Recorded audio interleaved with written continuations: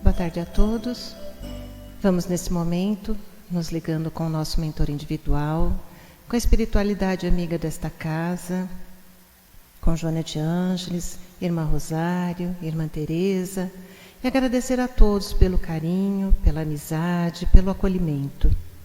Nos ligamos com nossa mãezinha querida, Maria de Nazaré, pedindo a ela que nos envolva na sua luz, na sua paz, na sua serenidade, que nos aconchegue juntinho ao seu coração de mãe num abraço muito caloroso.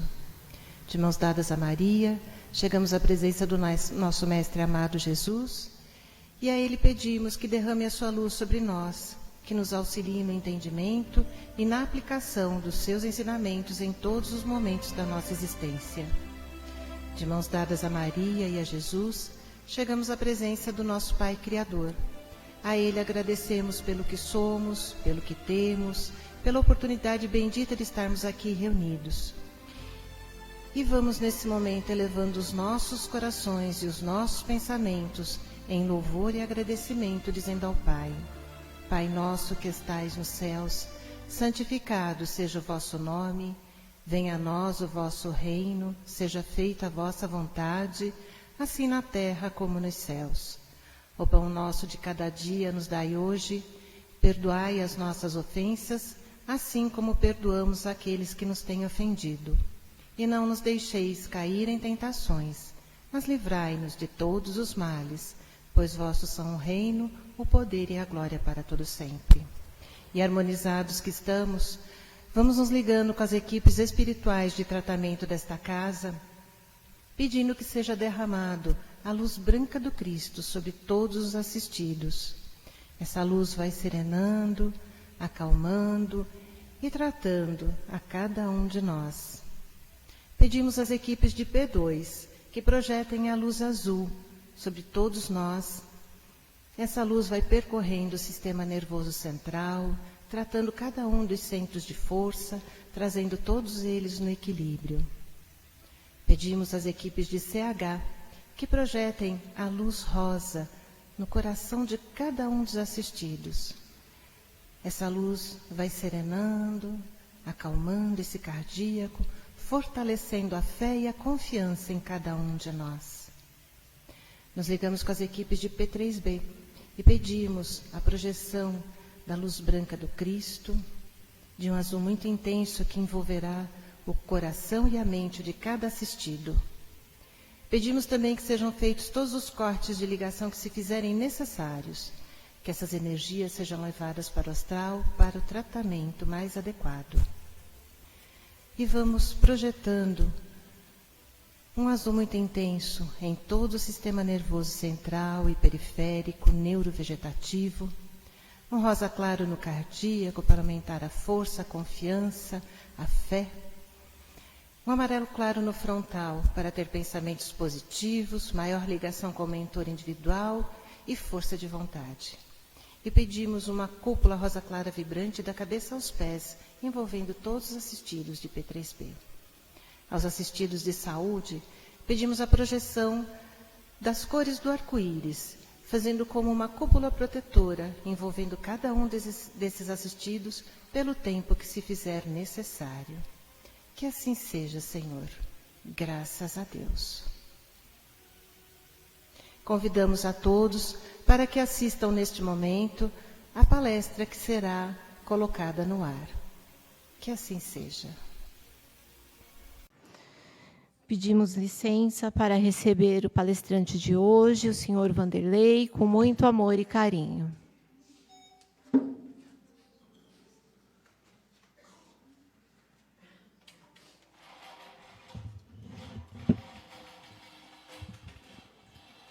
Boa noite, queridas irmãs e irmãos em Cristo, que seu amor nos envolva e que suas bênçãos se derramem sobre nós.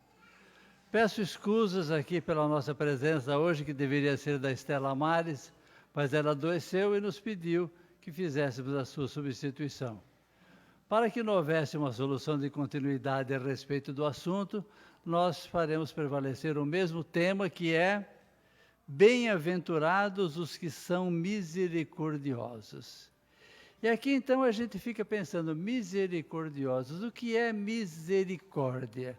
A gente procura no dicionário, a gente descobre que misericórdia é compaixão, é nós nos penalizarmos diante de certas situações que nos comovem. Então, quando Jesus diz, bem-aventurados os que são misericordiosos, porque alcançarão misericórdia. Isso está em Mateus capítulo 5, versículo 7. E aqui então nós vamos fazer menção a duas parábolas que Jesus nos conta e que nos dá uma ideia do que representa realmente a misericórdia de nosso Pai. Porque quando se fala em misericórdia, então nós pensamos então em compaixão. Isso realmente é verdade. Mas eu vou demonstrar, ou procurar fazê-lo a vocês, de que a misericórdia propriamente dita de Deus tem um requisito a mais. Então vamos ver duas situações. A primeira é aquela parábola famosa do bom samaritano, aquele homem que foi assaltado e machucado pelos ladrões e deixado à beira da estrada quase à morte. E ali então o narrador nos diz que passa um sacerdote, dá uma olhadinha, fica penalizado, condoído, pleno de compaixão e vai embora. Passa um levita, a mesma coisa, né? Há compaixão, há dó, há pena, mas não toma nenhuma atitude. E aí vem o samaritano. E aqui é importante que nós nos lembremos que samaritanos e judeus eram inimigos figadais. Eles se odiavam de morte. Então vejam, Jesus colocou um samaritano para mostrar que quando o coração é bom, não importa os sentimentos que se tenha por essa ou aquela nacionalidade ou tipo de pessoa. E ali o que aconteceu? Aquele samaritano também teve compaixão, mas qual é a diferença que transformou essa compaixão em misericórdia no sentido divino? É a atitude, é realmente a entrega, porque o que ele fez, ele tratou daquele homem ali caído, fez o que lhe foi possível, pensou os seus ferimentos, entregou ao estalajadeiro e disse ainda, cuide bem dele, se faltar algum, eu vou deixar algum dinheiro e se faltar algum, na volta eu acerto. Então vejam que atitude que esse homem toma. Então aqui estamos entendendo que misericórdia é aquela compaixão com um gesto a mais, com uma atitude positiva. Não é só nós nos condoermos diante dos fatos que nos emocionam, mas nós tomarmos alguma atitude para que esse fato se modifique. Uma outra passagem muito importante também nesse sentido, e que é mais característica ainda de demonstrar da misericórdia de Deus, o que ela representa, é na parábola do filho pródigo. Todos vocês conhecem aquela história do menino que pediu a parte dele da herança, caiu no mundo, gastou tudo, e quando ele estava já na miséria, sem mais nenhum tostão, ele estava alimentando porcos. E para que nós entendamos, alimentar porcos para o judeu é o animal que ele mais abjeta. O judeu nem come carne de porco. E o que era pior, ele dizia, estou aqui alimentando os porcos e não me é permitido nem comer da ração que eu dou a eles. E ele pensou bem, puxa, lá na fazenda do meu pai, um jornaleiro, que é aquele diarista que trabalha lá, tem direito a casa, comida. Puxa vida, eu sei que eu errei, pequei contra o céu, pequei contra o meu pai, mas vou a ele pedir perdão e dizer a ele, pai, não mereço mais ser chamado de teu filho, mas quero que me aceite apenas como um dos teus empregados. E voltou para casa. O que ele não sabia é que naquele dia que ele saiu de casa, ele se perdeu no fim daquela estrada para cair no mundo. O pai viu, se despediu dele e todas as tardes o pai chegava naquela estradinha, olhava ao fim dela com a esperança de que aquele filho retornasse. E ele fez isso por muito tempo, até que um dia ele olha no fim da estrada e eis que o seu filho surge. E o filho então corre para abraçar o pai, mas o pai não esperou. Ele correu também para abraçar o filho. E nessa altura o filho, cumprindo o que havia prometido, disse, pai, pequei contra o céu, pequei contra ti, não mereço mais ser chamado de teu filho, mas trata-me apenas como um dos teus empregados. E aqui a gente raciocina da seguinte forma, quando a gente tem um filho que aprontou alguma, quis a parte dele, caiu no mundo, de repente se deu mal e volta para casa, nós teríamos todo o direito de dizer para ele: escuta, você não quis a tua parte, você não torrou tudo que tinha direito, não era isso que você queria? Então, olha, a porta da rua é serventia da casa, meu. Você escolheu o seu caminho. E esse pai agiu dessa forma? De jeito nenhum. Aqui é que entra a demonstração da misericórdia, da graça de Deus. Porque esse pai simplesmente abraçou e beijou esse filho e disse a ele o quê? Filho, tu estavas perdido e fostes encontrado. Tu estavas morto e reviveste. E chamou então os seus empregados para que trouxesse as melhores roupas e calçados e anéis e joias para aquele filho, porque ele estava perdido e foi encontrado. E aí então pediu até que se matasse o bezerro gordo. E o que era o bezerro gordo para nós entendermos a história? O bezerro gordo era um bezerrinho tratado a pão de ló, que ficava lá estabulado, reservado para um dia que houvesse um grande acontecimento, uma coisa excepcional. Então aquele bezerro tão bem tratado, aquela carninha tão especial, seria dado aos convidados. E o que o pai faz? Na volta desse filho, manda matar o bezerro gordo também. E aí o que acontece, como todos nós sabemos, aquele micróbiozinho do ciúme, da inveja, né? O outro irmão que estava lá trabalhando na fazenda, vê aquele alvoroço todo, chama dos empregados: escuta, o que aconteceu aí? Que visita tão importante é essa que está na sua casa? O empregado simplesmente diz: é o teu pai que está feliz da vida, porque o teu irmão estava perdido e foi encontrado, estava morto e reviveu, e ele mandou matar o novilho gordo. Nossa, quando falou isso, o filho ficou possesso, chegou lá para o pai: pai, esse meu irmão pediu tudo o que queria, gastou do jeito que queria, se mandou, eu fiquei aqui ao teu lado, trabalhei durante esse tempo todo, você nunca me deu nem um cabrito para fazer um churrasquinho com os meus amigos. Agora vem esse irmão que acabou com tudo e você faz essa festa toda. Como é que é possível uma coisa dessa? E aqui então, esse pai, na posição de Deus, que Jesus nos quer dar o exemplo, ele dá uma lição neste filho e diz exatamente isso: filho, tu estás aqui comigo e tudo sempre foi teu, não há o que reclamar, mas o teu irmão estava perdido e foi encontrado, estava morto e reviveu, então é natural que façamos uma festa para ele. Então essa realmente é a verdadeira misericórdia, é aquela misericórdia que ultrapassa a compreensão, que ultrapassa um simples perdão e que faz muita coisa além de tudo isso, como esse pai fez pelo seu próprio filho. Então vejam que quando Jesus nos diz a respeito das suas atitudes, que nós devemos nos dar bem com os nossos irmãos, em algumas passagens, por exemplo, olha o que ele diz.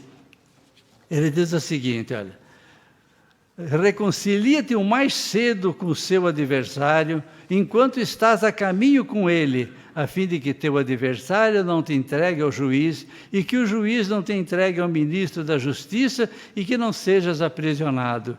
Eu te digo em verdade que não sairás até que tenhas pago o último ceitil. Isso está em Mateus capítulo 5, versículos 25 e 26. Então veja a importância que Jesus dá ao perdão, para nós nos reconciliarmos uns com os outros enquanto estamos a caminho. E o que é este caminho? Este caminho é a nossa viagem encarnatória, é o caminho que nós estamos fazendo aqui, para que não sejas levado à prisão pelo ministro da Justiça. E que prisão que é essa? A prisão será tantas reencarnações necessárias que nós seremos aprisionados neste corpo carnal, para cumprirmos realmente essa reconciliação que nós não tivemos a coragem de fazê-la enquanto estávamos aqui no primeiro momento.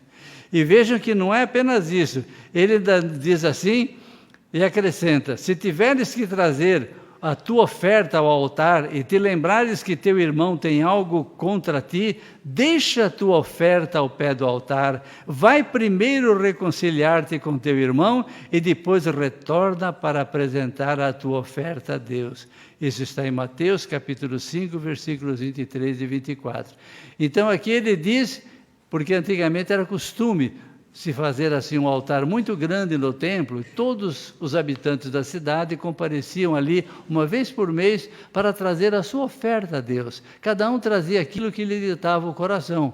Um trazia um produto da sua lavoura, se era lavrador, outro trazia um belo carneirinho, se era um pastor, e assim por diante. Então Jesus está dizendo que esta oferta que todos ofereciam a Deus, nenhum valor teria se alguém estivesse guardando alguma mágoa, algum ressentimento em seu coração. Que se isso estivesse acontecendo, deixa a oferta ali do ladinho do altar, não coloque em cima do altar para oferecê-la a Deus. Antes, vai e reconcilia-te com teu irmão. Aí sim é que realmente nós estaremos agradando a Deus, aí é que nós estaremos praticando a verdadeira misericórdia. Então, quando ele diz aqui, né, bem-aventurados os misericordiosos, são porque alcançarão a misericórdia. Agora aqui vem uma frase assim, que realmente chama muito a nossa atenção, e foi dita pelo próprio Jesus a respeito dessas nossas tratativas com aquelas pessoas que estão à nossa volta, e pelas coisas que de vez em quando um faz conosco, dessa ou daquela forma, e a gente reclama, e a gente chia. Olhe que Jesus nos fala: se perdoardes aos homens suas faltas contra vós, vosso Pai Celestial também perdoará os vossos pecados. Mas, se não perdoardes aos homens quando eles vos ofenderem, vosso Pai também não vos perdoará os pecados. Mateus capítulo 7, versículo 14 e 15. Pode ir lá conferir, que são as palavras de Jesus. E ele diz em mais de uma oportunidade: passarão o céu e a terra, mas não passarão as minhas palavras. Então, gente, nós não podemos guardar esse ressentimento dentro de nós, essa mágoa. Nós realmente devemos praticar essa misericórdia que Deus nos dá. Não é simplesmente nós dissermos assim: não, eu já perdoei fulano, eu já esqueci o que ele fez. Gente, essa é uma primeira parte da nossa misericórdia, mas há aquela segunda parte que é a atitude. Então, quando Jesus fala que nós procuremos ajudar aos outros para que eles não pequem mais, para que eles não errem novamente, então essa é a verdadeira misericórdia, é nós praticarmos realmente, nós estarmos conduídos com as situações que a gente vê, mas não ficar só conduído com a situação. E aí, o que você fez? Que atitude que você tomou? Você viu alguém com fome, você viu alguém passando necessidade, se encheu de pena, se condoeu, e aí? Você foi lá e procurou ver o que você poderia fazer, deu algum alimento, providenciou alguma roupa? Pois é, essa é a verdadeira misericórdia. É realmente aquela maneira de nós nos condoermos, de nós termos uma compaixão, mas logo em seguida que nós tenhamos também uma atitude.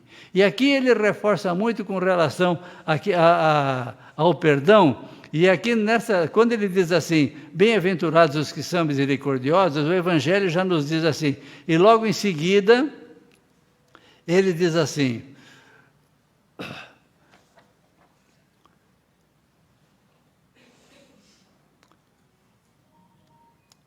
onde é que está? Eu juro para vocês que está aqui, viu? Então o texto: se teu irmão pecou contra ti, cobra-lhe a falta a sós, entre tu e ele, e se ele te ouvir, terás ganhado o teu irmão. Aí então, nessa altura, Pedro chega e pergunta para ele: mas mestre, quantas vezes perdoarei meu irmão quando tiver pecado contra mim? Será até 7 vezes? Então Pedro aqui já estava querendo colocar um limite nas vezes que nós devemos aplicar esse sentimento tão fabuloso ensinado por Jesus. Mas olha a resposta maravilhosa que o nosso mestre dá. Eu não vos digo, Pedro, que devas perdoar até 7 vezes, mas 70 vezes 7. E aqui então, para quem gosta de fazer conta, multiplicou e chegou a 490, fala, então quer dizer que em 491 a gente pode cair de pau, não é? Não, não é nada disso.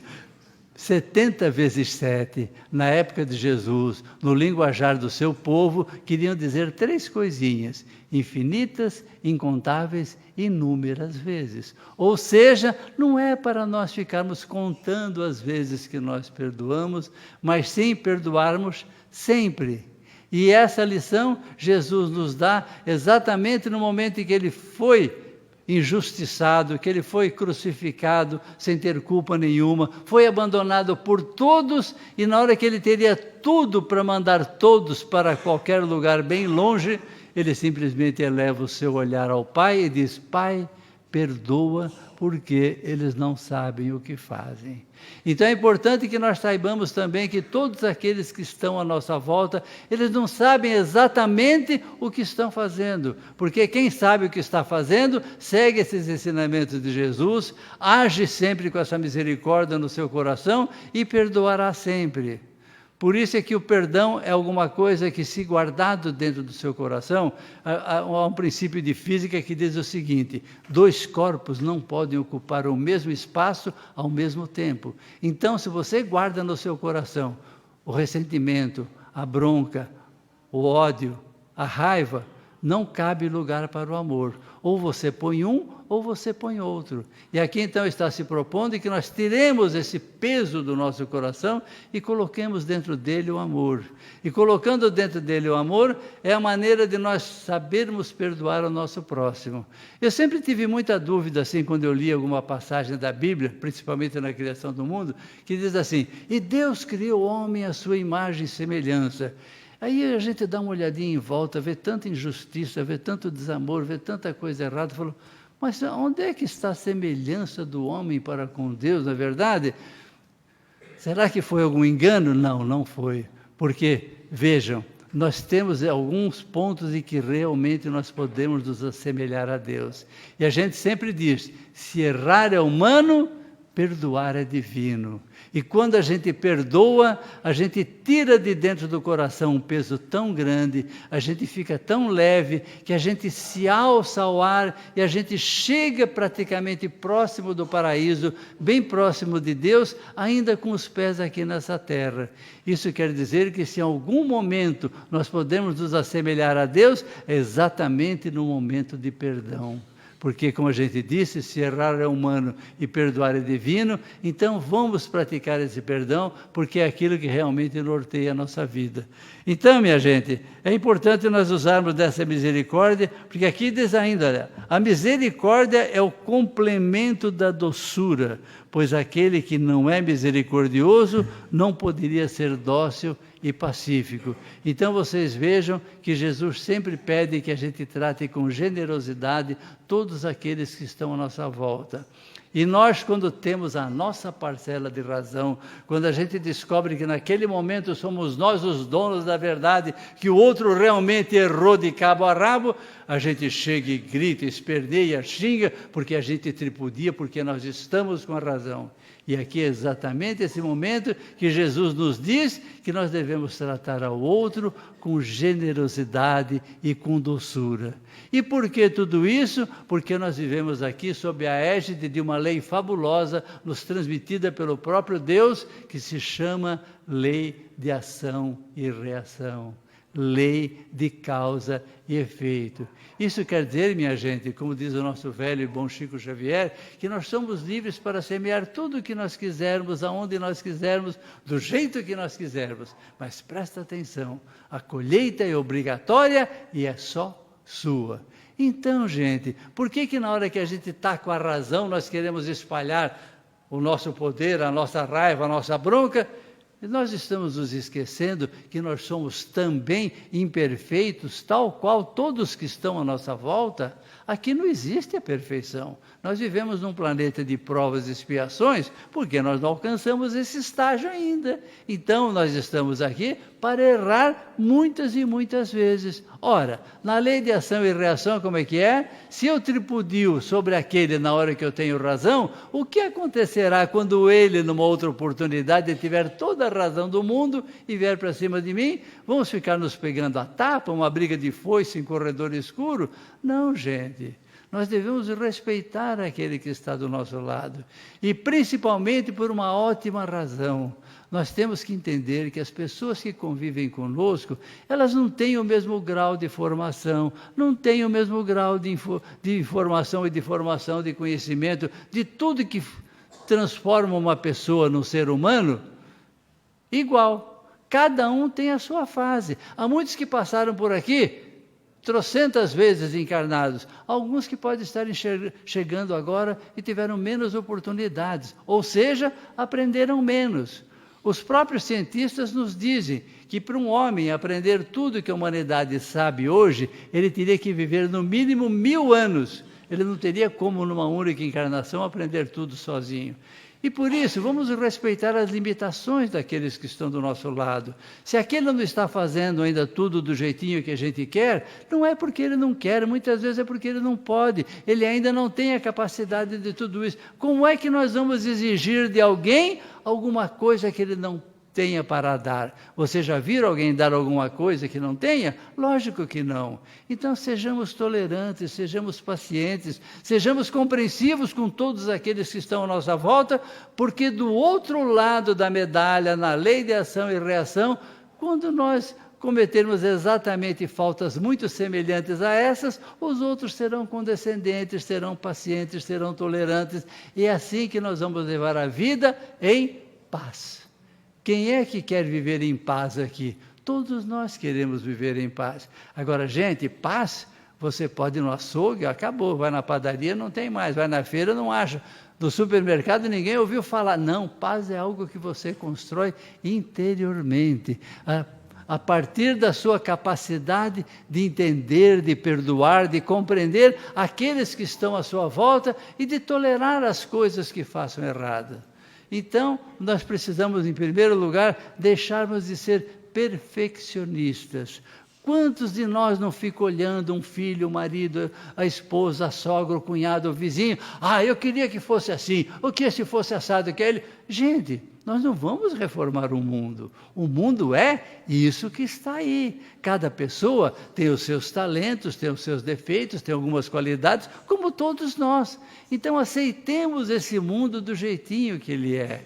Aqueles que a gente percebe que estão um degrauzinho abaixo da gente, vamos procurar instruí-los, trazê-los até o patamar que felizmente nós já conseguimos alcançar. Mas quando a gente olha para cima, a gente vê um Divaldo, vê um Chico Xavier, vê todo esse pessoal que aprendeu muito mais do que nós. Puxa vida, vamos lá ler todas essas obras, fazer cursos e aprender com eles para nós nos tornarmos melhores. Porque se a gente se torna melhor com aqueles que estão acima, nós podemos dar mais instruções ainda àqueles que estão abaixo. E vocês sabem que Deus preservou 2 situações em que Ele quer a participação do ser humano. 2 situações fundamentais para a humanidade. A primeira é a criação.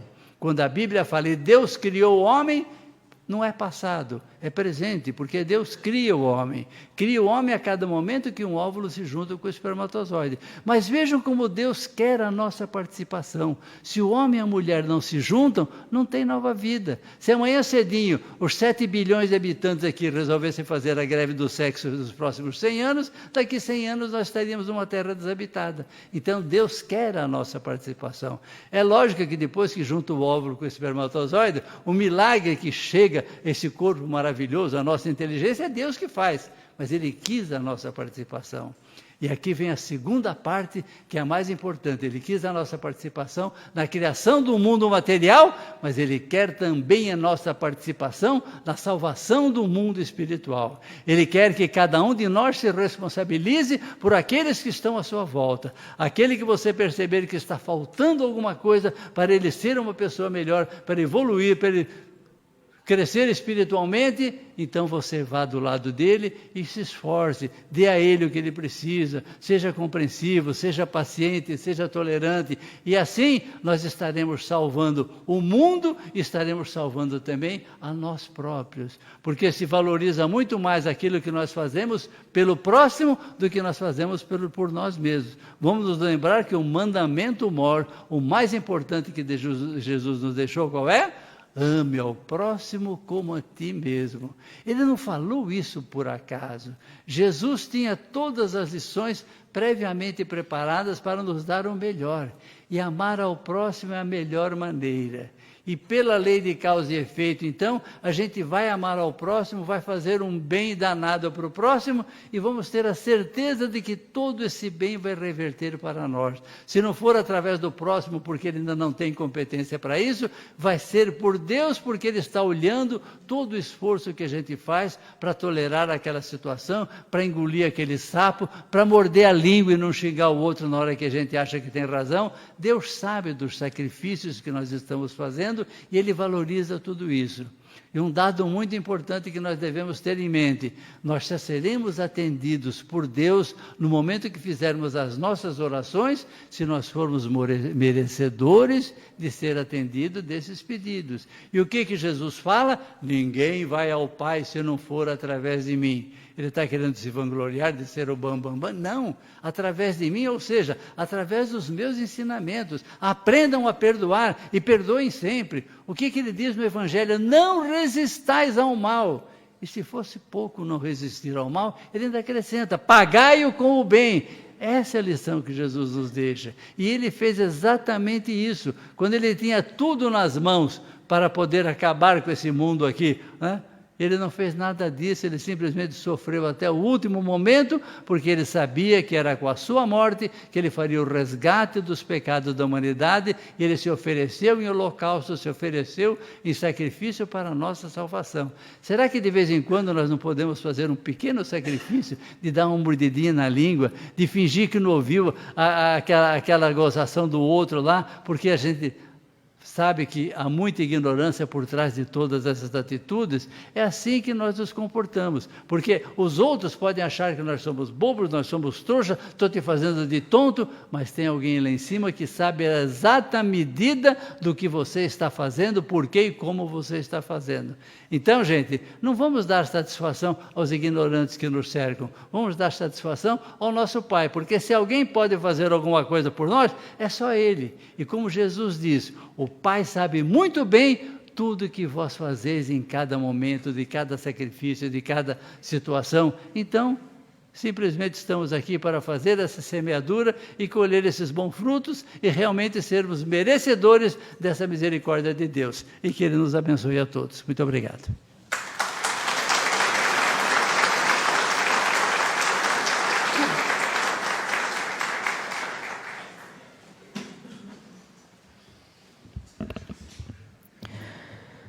E assim, envolvidos nesse ambiente de amor, vamos agradecer os ensinamentos de hoje e colocar em prática tudo o que aprendemos aqui.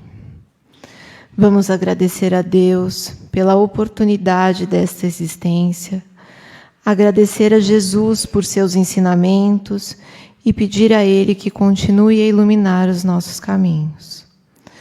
Vamos agradecer ao nosso mentor individual por toda a paciência que tem conosco. Vamos vibrar pelo nosso planeta, pelo nosso país e nossos governantes.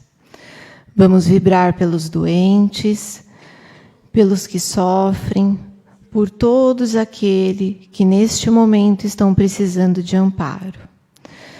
Vamos mandar nossas melhores vibrações para o nosso lar e para os nossos familiares.